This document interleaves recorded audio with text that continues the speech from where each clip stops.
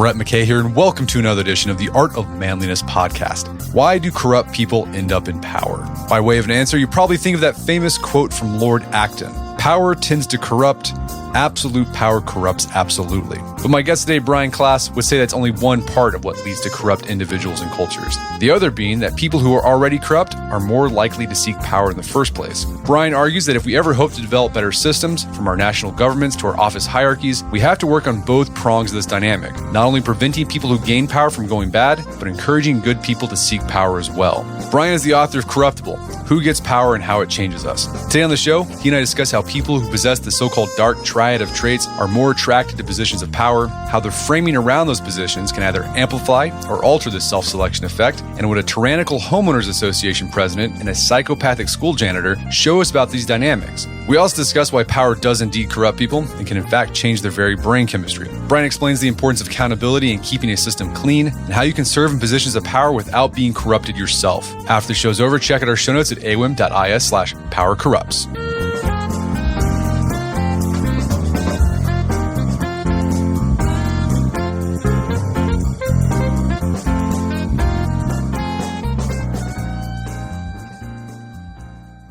All right, Brian Klaas, welcome to the show. Hey, thanks for having me. So you have made a career for yourself interviewing despots, cult leaders, corrupt CEOs, torturers, criminals. How did that happen? When you were 12, were you like, I want to research human depravity? Like, what was going on there? No, it's funny. So I got interested in politics from a young age because my mom ran for the local school board, which I'm sure I'll talk about later on in the interview. But what ended up happening was I graduated from undergrad. I worked on a political campaign in my home state of Minnesota. Of course, I actually was a bartender before that in New Zealand for a little bit. Started trying to find my way in life and decided to study broken systems because I thought, naively, this is more than a decade ago, I thought, U.S. politics, it sort of just works. So I'll try to study somewhere that's totally, totally broken. And I went off and started doing field work as part of grad school in sub-Saharan Africa, Eastern Europe, Southeast Asia, the Middle East, etc., and found that the most interesting thing to do is to gravitate towards interviewing some of the worst people in the world. And that's what I ended up doing for the last 10 years and sort of trying to figure out what makes people tick in this sort of depraved world with the hopes that we can eventually stop them from inflicting so much harm on the world. And what you've done in your recent book, Corruptible: Who Gets Power and How It Changes Us, is explore this idea after interviewing all these corrupt people, figure out this question I think people have is, does power corrupt us, or do corrupt people gain power? And why do corrupt people seem to gain power? Before we get to your findings, what do you think are some of the common ideas that people generally have about power and who ends up with it? And when did you start having a hunch that maybe some of our assumptions about power's corrupting influence were off? Yeah, I mean, the most famous thing, and this is something that, to this day, when I talk about the fact that I'm a political scientist or that I study power, the standard response people say to me is, oh yes, I know, power corrupts absolutely. It's the standard thing that you sort of trot out as a witty quote when you're dealing with power at a superficial level. And it is true. There's an entire chapter of the book that talks about why power corrupts, how it changes our brain chemistry, our psychology, etc. So it's real. But what occurred to me the more that I started to think about this was that, we focus on the powerful and we don't focus on the people who never seek power. So one of the things that was immediately obvious to me when I was interviewing, say a war criminal or a former dictator or, someone who had wielded power in a highly unjust way is that they're not a normal cross-section of the population. And so what I thought was missing from this conversation is, what about the people who never seek power? And also, what's different about people who are really good at getting power? Because every time that we focus our attention on the sort of tip of the iceberg, the people who actually have power, we're ignoring a much bigger problem, which is that certain kinds of people are drawn to power in the first place. So the book is trying to sort of do this chicken or egg question, which is, do corruptible people seek power, or does power corrupt? And the answer is both. But the real problem is that you have to accurately diagnose each situation according to actually what's happening, because otherwise the remedy is totally different, right? In other words, like if an awful person gets power and hasn't been changed by the power itself, then there's a different solution to that problem than if power has turned them bad and they previously were good. So even though both effects are real, figuring out which one is operating in which context is absolutely crucial to making the world a better place. Okay, so before we get to this chicken and egg problem, right? What does power corrupt? Do corrupt people seek power? I think it helps to understand first why humans have a tendency to form societies where there's either one person or a small group of people who have power over a large group of people. Going back through human history, was this something our hunter-gatherer ancestors did? What did power look like for them? Yeah, so the sort of standard narrative around hunter-gatherers in anthropology and evolutionary biology goes something like this, that for almost all of human history, we lived in small bands of around 80 people, and societies were structured in a way that was ruthlessly egalitarian. I say ruthlessly because the system was designed to basically cut down anyone to size who tried to seize power for themselves. And this was made possible by the fact that we lived in small groups, so everybody knew each other. I mean, 80 people is not that many.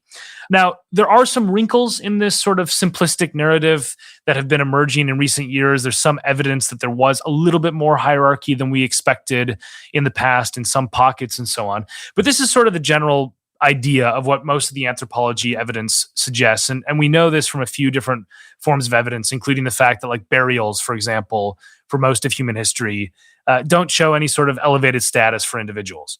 Now, since the sort of period, 10 to 15,000 years ago, where a lot of this changed, there's a few different hypotheses about why power started to get amassed in individuals. And I call them the war and the peas hypothesis, war and peas. And the war hypothesis is basically that as conquest started to take place, it became advantageous to have big groups of people. So if you had more soldiers, you're going to win. And as it became better to have bigger societies, you started to sort of conquer other bands and then absorb them into yours. And all of a sudden, you've got 5,000 people instead of 80. You need some sort of hierarchy. The peas hypothesis is about agriculture, and it basically says when the agricultural revolution happened, you no longer have to move around to get your food. You can sort of set up shop in a city, and that allows much larger groups of people to sort of put down roots, quite literally. And as a result of that, you end up with larger cities, and with larger cities comes inevitably the rise of hierarchy. But the really big point here, I think, is that the way that we experience the world with bosses above bosses above bosses, everything in society status driven, is extremely unusual in the grand sweep of human history. And I think that's something that's worth keeping in mind because it doesn't necessarily have to be this way. And of course, when it comes to abusive power holders, it absolutely doesn't have to be this way. We can make a better system that produces better outcomes, perhaps with less hierarchy or perhaps just with hierarchy that functions better. Yeah, that's a good point you made. You pointed out that there are advantages of hierarchy because it allows you to get more done, right? If responsibility is diffused amongst the group, you run into issues of like freeloader problem, like this guy's not doing his thing. But if there's a hierarchy, you can get a lot more done. And the trick is, okay, if you're going to have a hierarchy, how can you organize it in a way so that the hierarchy isn't abused? Yeah, I mean, there's a guy named Peter Turchin who I interviewed for the book. He's one of these sort of genius types, really, impressive guy who wrote this book called Ultra Society. And one of the quotes he had that stuck with me was he says, we're not ants. We don't have some pheromone system to regulate our behavior. So in order to organize human society, we probably eventually do need hierarchy. It's probably unrealistic to imagine some sort of egalitarian collective, involving 192 countries and 8 billion people. So the more pressing question is, does hierarchy always have to come with abuse? And I think the answer is absolutely not. And that's why I wrote this book, because I think there's a lot of ways that we can make seeking power something that's oriented towards service, and also ending up with systems in which those people who do abuse their power get thrust out of power rather than promoted. So, it's all about sort of tinkering with the system and thinking of our world as this sort of grand experiment where instead of being on autopilot, which I think we have been for quite a long time in how we sort of deal with power in society, we start to actually think about how would we engineer a system that's actually going to produce better leaders and hold people to account when they behave badly. And I don't think that conversation tends to exist. We just tend to gripe about this. It goes back to your question about sort of what people's attitudes are towards power. I mean, the thing is, and this is something that I think like political scientists and business psychologists, all sorts of people should be thinking much more about, is like pretty much everybody I talk to is unhappy with the powerful class in society. Like I've never really had a situation where I've talked about my research and they're like, there's no problem. Like it's all going pretty well. I mean, no one says that. That should be a wake-up call that we just shouldn't keep doing the same thing over and over and hope that it turns out better. And something you point out in the book, you do a good job, is that these gripes occur not only on the macro level, not only on the nation state level, but you see these gripes occur within businesses, departments in businesses, within homeowners associations, within church congregations. You see people griping about the people in charge. Yeah, I mean, it's a universal problem, and it's not just, even though my research began in rooms with, former dictators and so on, and people who were at the highest echelons, generals in authoritarian societies and all that. What occurred to me in writing this was that the more I would tell people who had, lives back home in the United States or in Britain where I live now about my experiences, and I describe these encounters, they would say that personality that you're describing sounds just like the guy who was, the megalomaniac sports coach, or the guy who, as you say, runs my homeowners association. And it sort of gave me a working hypothesis for the book, right? That there's something about power that's worth studying, not just about these sort of extremely high echelons that we tend to think of and that make headlines, that actually there's a sort of syndrome around power that operates even on the small stages of hierarchy and authority. And I think that's borne out. I mean, I did try to find people, and I describe, a psychopathic janitor in one of the chapters. I describe a megalomaniac homeowners association who's obsessed with palm trees being trimmed just the right way and the gravel in the area being not imported from out of state. I mean, we all sort of have in our mind's eye somebody like this in our life. Like everybody I've talked to about with this book, when I describe my work, they always come up with, oh, that's this guy. It's this person I used to have to deal with, and thank God, I never have to deal with that person again because I've just cut my losses.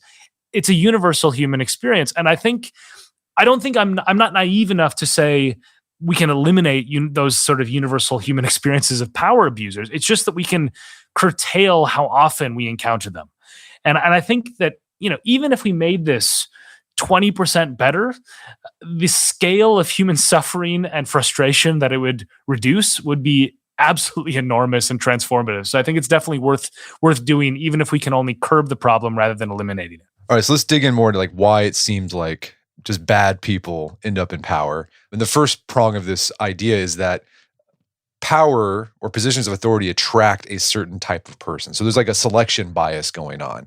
So what does your research say about the type of person that's attracted to positions of power and authority?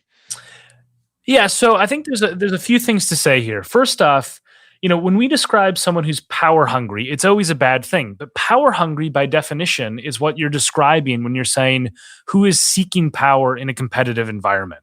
Somebody who's ambitious and power hungry is more likely to throw their hat in the ring to apply for a job, a promotion, to become a dictator. And I think, it's really easy to understand this sort of selection bias without being a social scientist. I mean, you think about if you go to a high school basketball tryout, you would be completely baffled if the average student at that high school basketball tryout was of average medium height, right? There's a self-selection effect. The tall kids go towards basketball. And the same thing happens with power. You have certain traits that self-select towards these positions more than others. One of them is obviously those people who are power hungry, but there's also what I describe in the book as what's called the dark triad, which is this sort of destructive chemical cocktail of personality traits of Machiavellianism, sort of the ends justifies the means types of people, highly strategic thinkers. And then secondly, narcissists. And thirdly, psychopathy, or being a psychopath. And those three traits in common form something called the dark triad. And those people are obsessed with power, and they're very, very good at getting it.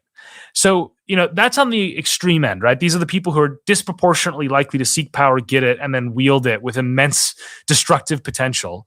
There's also just something about the systems that we inhabit that amplify the self-selection effect in really awful ways. So, when you think about those systems that involve public service, and that quite clearly are designed to serve the public. Like if you're a librarian, you don't have people who are power hungry librarians because everybody knows that the job is not about sort of being a megalomaniac. It's about helping people. And so the way you portray positions of power, I think, is really, really important. And there's a section in the book I talk about this with in terms of policing that I think illustrates the point best of all. And it's basically looking at how recruitment for policing operates. And I found some quite different examples of this internationally. So in the US, there is an ad that was put up on the Doraville, Georgia Police Department website, now taken down, that shows the Punisher logo first, right? A vigilante criminal, a guy who basically captures criminals and then tortures them, and then shows these guys in military fatigues in a literal tank screaming into view with death metal on screen. The sort of hatch opens, they throw out a smoke grenade, they've got assault weapons, and then the Punisher logo comes back on screen. And you sort of think, like, what kind of person says that's exactly what job I want? Well, I mean, like militaristic people who like the idea of sort of being viewed as soldiers in an occupying army, not public service police officers. And in New Zealand, they recognized this self-selection problem and deliberately designed advertising recruitment schemes aimed at counteracting it. Not because they didn't want people with military experience. They just figured they're going to sign up anyway. But because they thought, we can counteract some of this self-selection by making policing look more service-oriented. So they designed this recruitment scheme with videos called "Do You Care Enough to Be a Cop?" And in one set of videos, there's a hungry boy walking around a city in New Zealand with hidden cameras around to see who stops to help him. And the implication is if you're one of the people who would stop to help this boy, you should sign up to be a cop. And lo and behold, what happened was quite predictable. The diversity in terms of the people who applied for the police expanded dramatically. The types of personality profiles changed. They were much more public service oriented. The relationship between the police and various communities improved significantly, and levels of police violence decreased. And it's not rocket science, right? It's like if you set up a system of power to appearing to be oriented towards service, people who are oriented towards service are going to apply for it. And I think, unfortunately, in a lot of the modern world, the trappings of power, the status symbols, the sort of fame, all these things, they put those self-selection effects I described earlier on steroids and make sure that the people who are power hungry are far more likely to self-select into those positions of power in the first place. And so, to me, the thing that we get wrong about power that we really have to think about is what I said at the beginning of this idea of just focusing on the tip of the iceberg. If we only analyze who the powerful people are and how they behave, and we don't think about the people who don't end up trying to become more powerful in our societies, we're missing like 90% of the problem, because the problem isn't to make bad people behave better. It's to make good people want to seek power in the first place. And I think, the thing that really alarms me in modern society is that becoming powerful comes with lots of risks. I mean, think about running for political office. It's a vile cesspool. Like, most people listening to this would never in a million years consider running for office, because they're like, I don't want to destroy my life. I don't want to constantly have to raise money. I don't want to have to pretend that I believe things that I don't believe. And all of those things, which now have become, part and parcel of being a modern politician, they're going to repel exactly the kind of person that we want to be a modern politician. And all the people who love the power, the money, the fame, and don't really care about having to ask for money or pretend that they believe stuff they don't, those people are going to, make a beeline to run for office. And so, my big worry about this is that we've constructed a society in which public service oriented people just bow out. They don't think about this. And it goes back to what I was talking about with the school board member mom that I have. She used to be a school board member, and she sort of inspired me to get interested in politics. I mean, even today, like, you see videos of school board members who are getting death threats, who are getting their children sometimes get like harassed outside of schools. It's like, this is totally crazy. And it didn't used to happen in the 1990s when I was growing up. And there was, the sort of the big dramas in the school board locally were, about union pay disputes or, some parent who's upset that evolution is being taught in school, but not like death threats, So I think we also have to think really carefully about how we can make power attractive to the kinds of people who currently think it would be a terrible burden that they don't want to touch with a 10-foot pole. Well, yeah, you can see this again on a micro level. I want to talk about this homeowner association guy. Being a homeowners association president sounds like the most thankless job ever, right? Because you're just basically, you're dealing with neighbors snipping at each other and like, well, this guy did this with his fence and I don't like that. And this guy is putting his garbage cans out at the wrong time and he's got his RV out and like that's, and then you don't really get thanked for it. And so you have people who's like, oh, I don't want to be homeowners association president. And so there's a power vacuum. And so it's going to attract people with these dark triad personalities who are power hungry, narcissistic, Machiavellian. And this happened, this homeowners association in Arizona. Tell us about this guy, because this sounds, everyone loves to complain about their HOA. This is like on steroids. What happened with this thing? Yeah, so I talked to a guy who I had to change all the names for legal reasons in this. But I talked to this guy who went through the saga from hell of homeowners associations. And what you describe is right. It's worse, though, than just being thankless. It's actually like actively bad because you have to police your neighbors on things that are totally inconsequential, like when they put their trash bins out and like how they're mowing their grass and all this type of stuff, which attracts a certain type of control freak, right? So in this specific example, it's a homeowners association in Arizona, reasonably small community. Nobody really wants to do the job. And all of a sudden, this guy just emerges out of the woodwork and is like really, really excited to do the job, which is like the alarm bells should be going off at this point, right? And he starts basically consolidating power, purging the homeowners association. And all the other people are like, yeah, like we don't really want to be here anyway. So if you want to like replace us, that'd be great. But, unfortunately for them, the people he replaced him with were like his cronies who were like subservient to him, never challenging his power. And he started to target these individuals by name in various newsletters. And I've read like dozens of these newsletters that they were sent to me so I could verify all this information. And they're like the craziest, nuttiest thing. I mean, it's all these like all caps things insinuating there's some like plot out to like not trim their palm fronds to sufficient code and so on. And then when these people start to stand up to him and say, we're going to try to boot you out of the HOA because you've become this power hungry tyrant, he develops all these new rules that begin to target them specifically, going after the kinds of gravel they have in their yard. A rock at one point gets thrown through their window and they suspect it's this guy who's behind it. I mean, it's utterly bizarre. And what's been interesting in writing the book is I found this story and talked to this person and thought, this is quite a bizarre situation. It's actually the thing that I've gotten the most emails about, I would say, since the book came out, is like these people unloading their HOA stories on me. And I'm like, I it's not like my professional job to like be an HOA chronicler. It's just like part of a book I wrote about power. But these people are venting because they're like, finally, someone has captured the fact that like we have neighborhood tyrants who are ruining our lives. And I think this is an under-scrutinized world because they actually control a lot of money in the United States. I mean, the actual amount of assets controlled by HOAs is mind-boggling. I think the number is something like the equivalent of the state of Florida's tax revenue. So you're talking about a lot of really power-hungry busybodies controlling a lot of money. Now, if there are any HOA presidents out there listening to this, I'm not saying that you are a power-hungry individual. It's more that there's a disproportionate selection effect anytime that you have a job that is actively policing people on the most trivial stuff, unpaid and voluntary. And the self-selection effect, I think, tends to go on steroids in those environments. And that's why I think, modestly, as a proposal, I might suggest if you want better people in HOAs, you might want to pay them a little bit. So at least you're not just getting the person who gets off on the power of policing their neighbor's trash cans. We're going to take a quick break for a word from our sponsors. And now back to the show. Well, another trait of people who are power hungry is psychopathy. And you saw this, again, this is like a really small scale. This is this janitor who basically became Tony Soprano in this school district.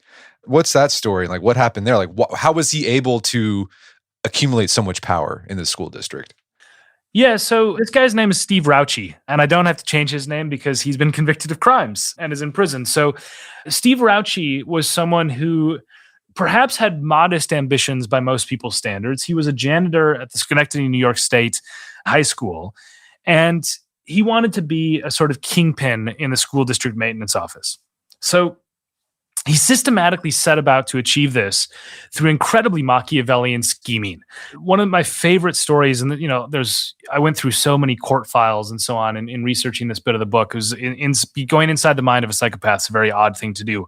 But one of the plots he hatched in the sort of early days of consolidating power was that the school district wanted to save money by reducing its energy costs. So they appointed an energy czar, so to speak, whose job was basically to reduce the school's energy bill. And this guy who's put in charge of it just sort of, it's the standard story. Like, the district asks you to do this, you have no experience in it, and you just sort of say, yeah, okay, I'll do it. And so Steve Rauchi sort of spotted an opportunity.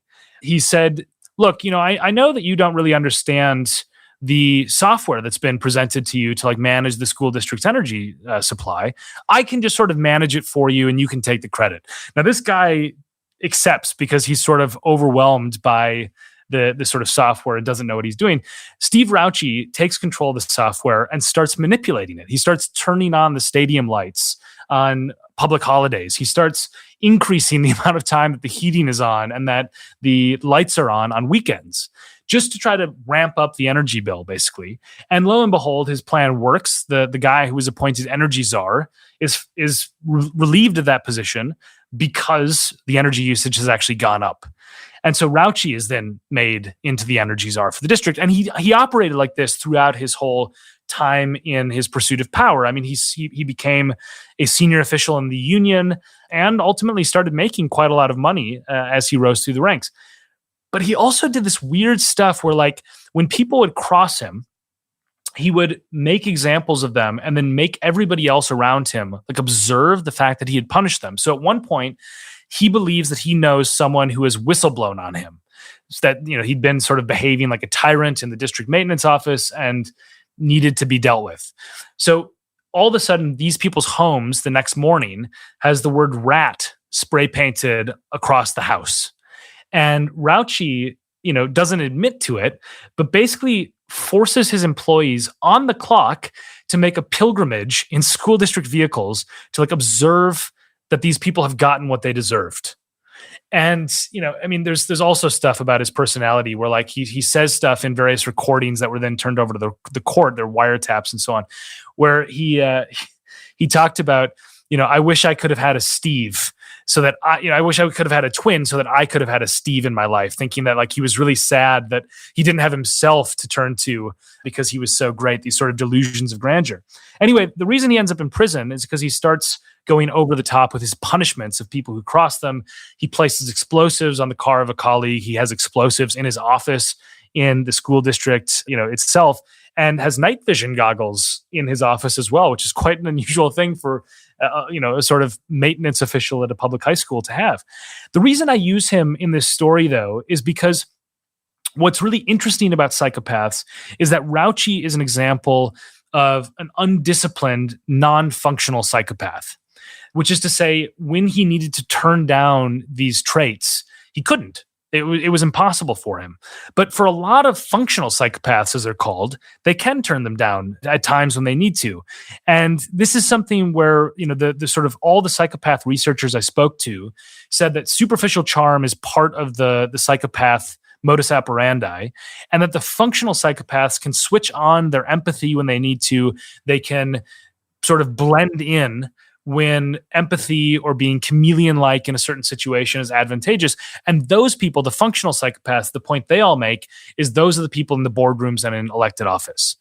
Not universally, obviously, there's still a small percentage of the overall pool, but the best research that I've read places the rate of psychopaths in leadership positions between 4 times and 100 times higher than the general public, depending on how you define a psychopath and depending on which research paper you read. But it's pretty much agreed they're definitely overrepresented in the halls of power. Okay, so there's a certain type of person attracted to power: narcissistic, Machiavellian, psychopathic. So these people are very confident. They've got superficial charm, and they're able to manipulate people and things for their ends to gain that power. And you think, well, that's a terrible, like, why do we even let these people get into positions of authority and power. But then you highlight research saying like, well, actually followers, people who are, subordinates, actually like those kind of people and put those people into power. So what's going on there? Why is it that we're attracted to people with these traits, but at the same time repulsed by it? What's going on? Yeah, I mean, there's a few things that are worth mentioning here. I mean, one of them is how narcissists, for example, make more money. And this has been shown in lots of research. One of the reasons for that is because in sort of modest levels, medium levels, I should say, narcissism can be advantageous for getting people to like you, because part of being a narcissist is an obsession with how other people perceive you.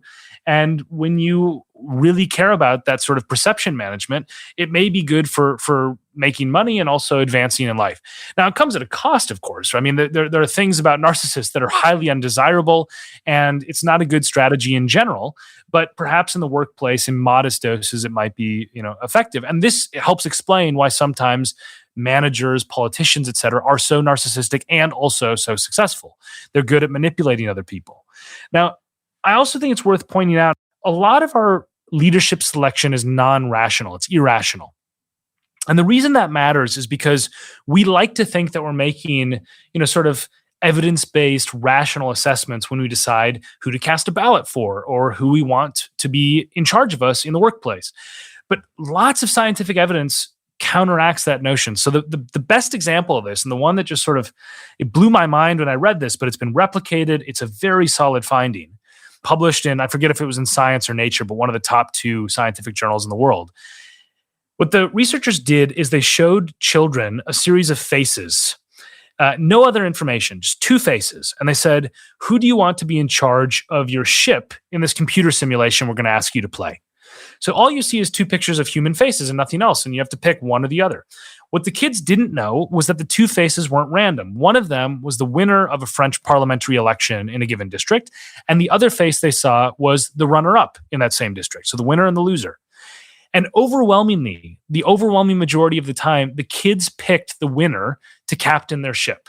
And when they did this with adults, they got a similar result, which, all it says is that there's something about face that conveys leader to us.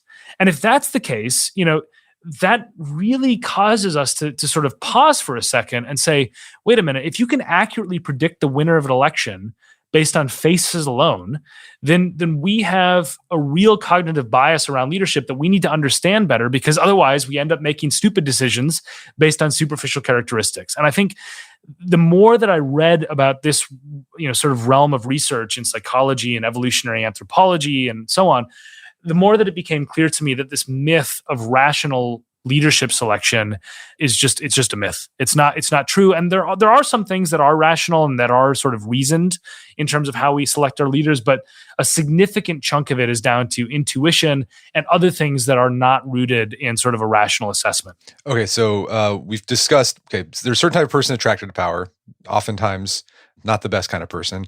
Us as followers, we actually are attracted to those people sometimes. But let's talk about this idea of power corrupting. So this is Lord Acton. He said, power corrupts, absolute power corrupts, absolutely. And your research says, yes, power does can corrupt us. So what happens to us psychologically when we are put in positions of power and authority? How does it change us? Yeah, so it changes us on a few levels. It changes us psychologically and it changes us physically. There's a few things I'll point to. I mean, I talk about this at length in the book, so I won't be able to talk about everything, but there's just a few things I'd highlight. One is that you start to think about people below you in the hierarchy as abstractions. And there's sort of this asymmetry that produces this view of being an abstraction. And what I mean by this is that, you think about, why is it that many of us remember like our boss's birthday, and yet we're disappointed because our boss doesn't remember our birthday? It's because there's an asymmetry there where you have, in order to get ahead, you need to remember these facts. You need to be carefully attuned to the person above you in the hierarchy. And as soon as you go up in the hierarchy, your success level is not necessarily predicated on what other people below you think as much as people above you. And so there starts to be this sort of discounting effect, which leads to abuse, because as you become less interested in the sort of granular details of other people's lives below you, it's easier to sort of discard them. And there's lots of psychology research that shows that people in power become more reckless, more willing to believe that they can affect outcomes that they can't actually affect. It's a system called illusory control. They become more impulsive. They also skirt the rules more, etc. One of the things that I remember that stood out to me is a very simple explanation of this. When I was talking about the book early on after it came out, I was interviewed by Andrew Yang, who's the former presidential candidate on the Democratic side. And I asked him, I said, what was this like for you? You all of a sudden got thrust in this position where you didn't have name recognition. Now you were a household name. And he says it was super awful to have the sort of recognition that his mind was changing by the basic fact that he walked into a room for a year, everybody stood up and cheered. Every joke he told, even if it sucked, they would laugh uproariously at. The people around him wanted to suck up to him. And it just changes your mindset, right? This isn't it's not rocket science. It makes sense that this would happen. But I think for people who don't experience that, it's hard to sort of understand how corrosive it could be in your thoughts and sort of this idea you start to walk on water. Now, I said before that it also changes your physical basis, and this I'm specifically talking about your brain chemistry. And one of my favorite studies in the book, it's a fascinating world of research on macaque monkeys, is a guy named Michael Nader, who's a professor and doctor out in Wake Forest, who works with cocaine and addiction. And what he basically does is he takes these monkeys that are initially independently housed. In other words, they're alone in a pen. And then they sort of raise the barriers and put 4 monkeys together. And within 10 minutes, the monkeys have established a hierarchy. 1, 2, 3, 4. It's super easy to tell who's which. And then what they do is they put the monkeys in this chair that they've been trained to use, where they either pull one lever and get banana pellets, food, or they pull the other lever and they get cocaine intravenously injected into their bodies. And it's like pure cut cocaine, right? It's like really top-notch cocaine. So the point is that when they do this, it always happens the same way. The first and the second monkeys in the hierarchy, the top 2, always take the banana pellets. And the third and fourth, who end up in the subordinate position, always self-medicate with the cocaine. And when you take the monkeys and rehouse them, if you were monkey 1 in the first housing arrangement, and you end up as monkey 4 in the next one through bad luck or whatever, you change. You go from banana pellets to cocaine. And so what they found is that the dopamine receptors in the brain actually shift due to hierarchy and status. They actually have a physical chemical change in their brains as a result of changing place in the hierarchy. And this, it's just, again, it's one of those hidden aspects where it's like, okay, if we accept this, at least if we accept it's true in monkeys, it's very likely to be true in us because we're primates as well. That really causes us to maybe think a bit more carefully about what we do when people get immense power, like they become presidents or Congress people. Because at that point, you sort of think something is actually changing about them, and we don't do anything. We just sort of say, good luck. I hope you make the right decision. And I think there's some of this where we need to acknowledge that power does genuinely act like a drug. And we have to find ways to counteract it to make the world a little bit better place. Yeah, the research about monkeys is really interesting because it seems like the lower status monkeys, they're more stressed out. So they're going to go for the cocaine to self-medicate.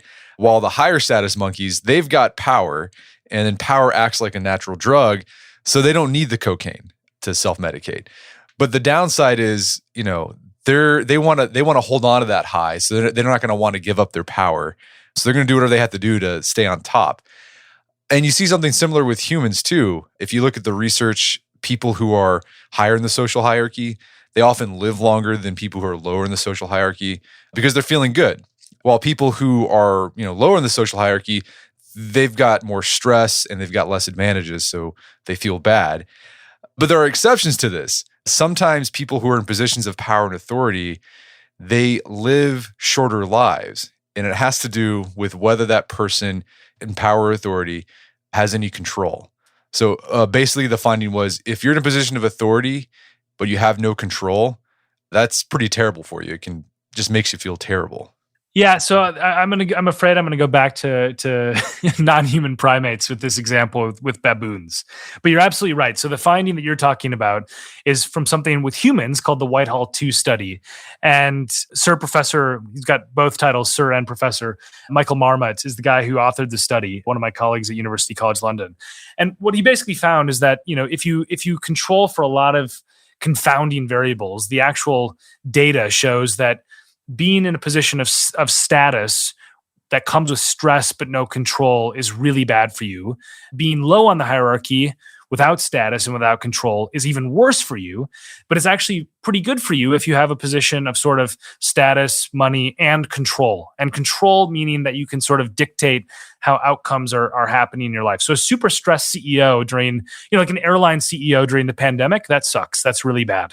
Being someone who's in charge of like a startup that's taking off, that's really good.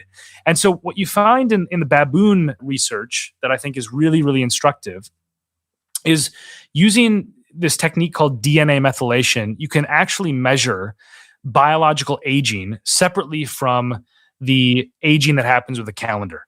So, maybe 6 months have passed, but your body has aged 9 months, or maybe it's only aged 3 months. And what they found is that when you look at baboons that rise through the ranks to become the sort of alpha male, the worst, most stressed baboons are at the bottom. Totally what you'd expect, right? No access to good food, no access to mates.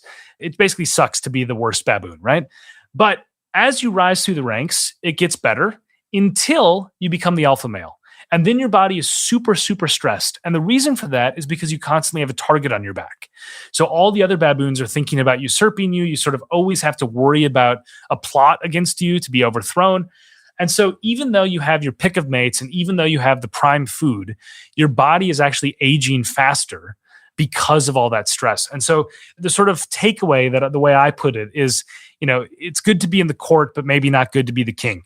And I think that's a lesson for all of us, that actually it's different from what we expect, right? It's always sort of, you always want to be the alpha. You always want to be on top. And the science seems to suggest actually that being close to power, but not dealing with the stress of it, might be the optimal thing for our bodies. Right, that stress and that paranoia, you see that with that janitor guy, right? He started putting bombs on people's cars because he was worried that people were going after him. So that's another like downside of being a position of power. It might cause you to lash out and do just terrible things because you want to maintain your power. Yeah, I mean that's one of the classic traps that these people fall into, right? They become so power obsessed that they end up destroying themselves. And I think this is something where we've all seen this play out in, whether it's celebrity culture or politics or sports, whatever it is, where someone sort of just thinks that they get high on their own supply, basically, right? They start to believe the lies that they tell themselves about how great they are. And when people cross them, they really lash out and undermine their own position. So, this is one of those things too, where it's sort of a red flag when someone views power as an end. To my mind, power is a means. It's something that can help you accomplish certain goals. It can help you, change the world in some way. And the people who view power as the ultimate aim are the exact wrong people to be in power. And at any time that somebody is behaving that way, that's a major red flag that they need to be removed from that position. Okay, so we've talked about, again, I want to reiterate, we've talked about the selection bias that comes with power, how power can corrupt us, can make us want to break the rules, abstract people below us, depersonalize individuals. But let's talk about this idea of the system that you find yourself in can actually cause people to be corrupted. It's not the power itself, it's just that the way the power is manifested, right, and organized. What does your research say about that? Yeah, so the sort of takeaway, the big takeaway is that rotten systems attract rotten people and good systems attract good people. And the evidence, I'll point to two studies briefly that I think are they're two of the most fascinating pieces of research I came across in writing the book. The first one is about the sort of self-selection effect based on the system. So these economists ask these students to roll dice, and they say, roll a dice 42 times and write down what your score is each time. But every time that you roll a 6, we're going to give you some cash. Now, you're going to write down your scores. We're not going to check, we're not going to watch you do it. So you can lie, but we're going to do statistical analysis to figure out who lied and who didn't. So one student in India, kudos to him for brazenness. he put down 42 sixes in a row, trying to get 42 times the cash.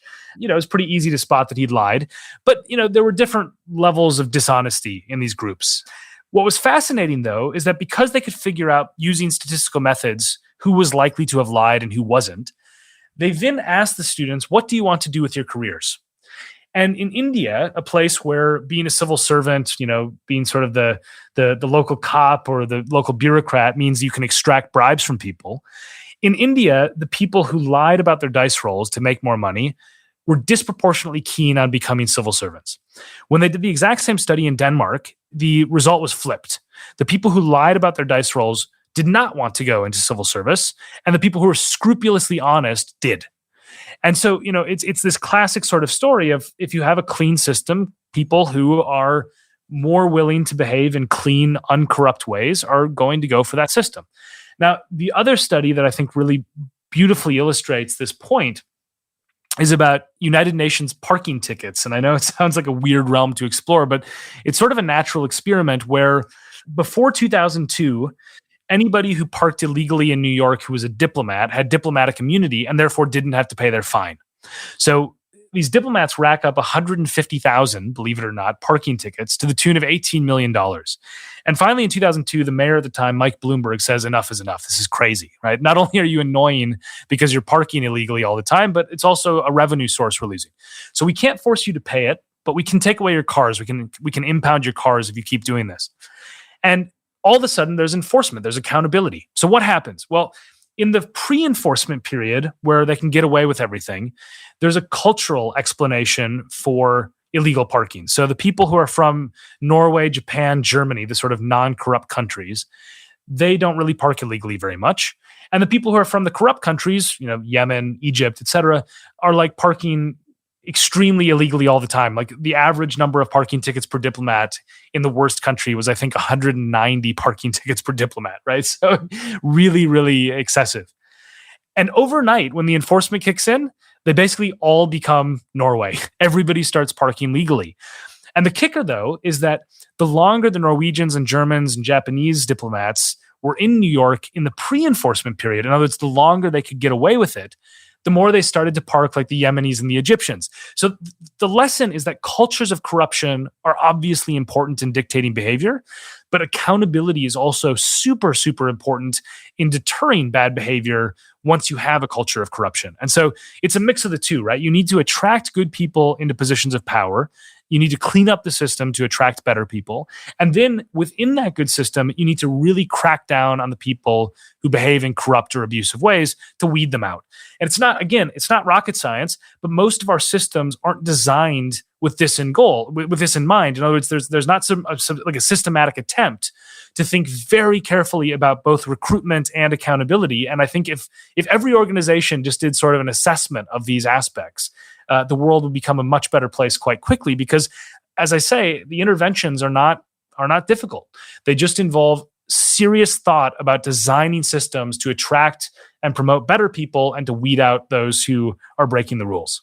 Well, let's say someone's listening to this and they're put into a position of power or authority, right? Whether it's at work or the homeowner association, like individually, like any insights from your research for that person to be like, I don't want to become a crazy homeowner association president or a megalomaniac.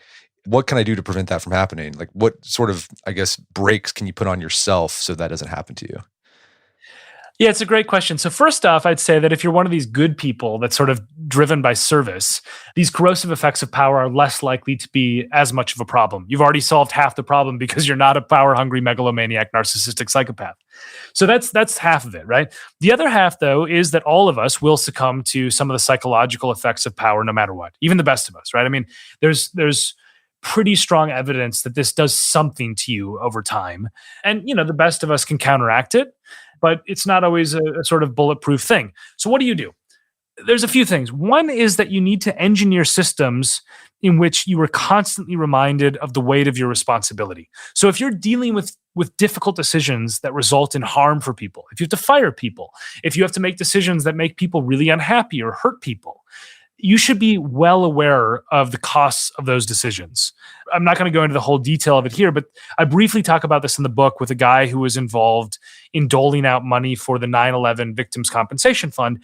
He went through the excruciating process of meeting with every victim's family face to face when he was trying to decide how much their life was worth financially, because he wanted to agonize over it. He said, the second that this becomes abstract to me is the second I need to get out of this job, because it has to be a reminder of how important this work is. And I think that's true even in the smaller stages of power. You need to be reminded of the effects of your decisions when you are affecting other people's lives. So that's part of it. The other is, just around sort of systems of power, is engaging in a sort of team of rivals approach. The team of rivals is a term that refers to the way Abraham Lincoln set up his cabinet, where he basically made people who were his rivals, right? They were like genuinely sometimes adversaries of his, debate major subjects in front of him so that he could make an informed decision. And they would tell him when he was being a moron. And he would encourage this basically because he thought it would cut him down to size, remind him of different viewpoints, etc. You contrast this with the Vladimir Putin approach to leadership of the current age, and you're surrounded by yes men, and in fact, people who cross you might go to jail or might end up dead. And you can think about, what does that do to you? I mean, it's something where if you proactively try to ensure that you are checked, you're more likely to behave in a reasonable manner. If you behave in a way where you think, I am powerful and therefore people should defer to me, you're more likely to miscalculate and abuse people, because you never get differing opinions. So some of this is possible to sort of proactively mitigate, but I will say that most of the psychologists who study power argue that all of us would succumb, at least to some extent, to some of the corrosive aspects of power if we were there long enough, which is why you might want to rotate people around and indeed not have everybody inhabit a position of immense power for decades and decades. Well, Brian, this has been a great conversation. Where can people go to learn more about the book and your work? Yeah, thank you. It's been great talking to you. So Corruptible, Who Gets Power and How It Changes Us is the book, and anywhere that you can buy books. If you've got a local bookshop, by all means, go there. I tweet pretty regularly. It's just my name, Brian Klaas. And if people are interested, I also have a podcast called Power Corrupts, which is a podcast about all the sort of dark sides of humans and the way we screw up the world and what we can do about it. Well, fantastic. Brian Klaas, thanks for your time. It's been a pleasure. Thank you. My guest today was Brian Klaas. He's the author of the book Corruptible. It's available on Amazon.com and bookstores everywhere. You can find more information about his work at his website, brianpklass.com. That's Klaas, 2 A's there. Also, check out our show notes at aom.is/powercorrupts, where you can find links to resources where we delve deeper into this topic.